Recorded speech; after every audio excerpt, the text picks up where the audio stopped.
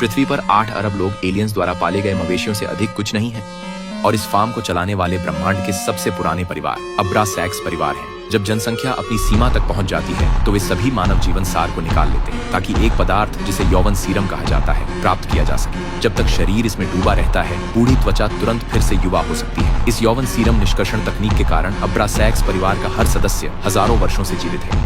और उस अत्यधिक लंबे समय के दौरान उन्होंने पूरी आकाशगंगा के विभाजन पर नियंत्रण प्राप्त कर लिया। लेकिन जब से सर्वशक्तिमान रानी अब्रासैक्स की हत्या हुई, परिवार की शक्ति बढ़ गई। उनके 3 बच्चों ने अपनी अपनी तारा प्रणालियां विरासत में प्राप्त की। केवल पृथ्वी, जो सबसे मूल्यवान थी, अभी तक किसी को नहीं सौंपी गई थी। इसने उन तीनों लालची लोगों को उस पर नजर बनाए रखने के लिए मजबूर कर दिया। जब उन्होंने सुना कि रानी का पुनर्जन्म पृथ्वी पर हुआ है, तो उनके प्रत्येक बच्चे ने तुरंत वहां लोगों को भेजा, यह उम्मीद करते हुए कि वे अपनी पुनर्जन्मित मां को सबसे पहले खोज लेंगे।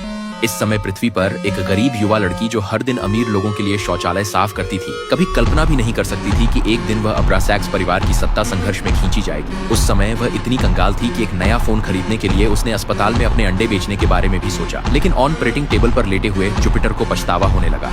डॉक्टर ने अचानक उसके हाथ पैर बांध दिए, फिर उसका पूरा शरीर अनियंत्रित रूप से तैरने लगा। डॉक्टर ने कुछ परीक्षण करने का मौका लिया। ये वही है। अच्छा, उसे मार दो। जैसे ही डॉक्टर कुछ करने वाले थे, एक काले कपड़े पहने आदमी अचानक ऑपरेटिंग रूम में घुस आया। इलेक्ट्रोमैग्नेटिक गन से मारने के बाद उन डॉक्टरों ने अपनी असली रूप दिखा दिए। वे वास्तव में अजीब दिखने वाले एलियंस थे। जुपिटर की आंखें हैरानी से भर गईं, लेकिन एनेस्थीसिया के प्रभाव में वह जल्द ही बेहोश हो गई। जब वह फिर से जागी तो काले कपड़े वाला आदमी उसे एक सुरक्षित कमरे में ले गया था। उसने उसे बताया कि वह बाहरी अंतरिक्ष से एक इनामी शिकारी है। तभी जुपिटर को पता चला कि पृथ्वी के परे ब्रह्मांड में अनगिनत अत्यधिक उन्नत बुद्धिमान प्राणी हैं, और उनमें से सबसे शक्तिशाली अब्रासैक्स परिवार था। जिसने अभी उसे मारने की कोशिश की थी, वह परिवार का सबसे बड़ा बेटा था, और केन को परिवार के सबसे छोटे भाई बहन ने काम पर रखा था। जुपिटर उलझन में थी।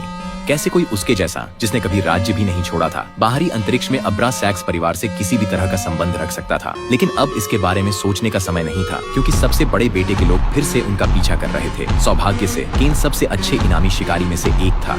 अपनी उच्च तकनीकी उड़ने वाली जूतों की मदद से उसने जुपिटर को उठाया और सुरक्षित रूप से भाग निकला। फिर वह कप्तान से शरण लेने गया, जो पृथ्वी पर छिपकर रह रहा था। लेकिन जैसे ही कप्तान ने उसे देखा, उसने सीधे उस पर हमला कर दिया, क्योंकि केन के आने से उसकी शांतिपूर्ण जिंदगी बिखर गई थी।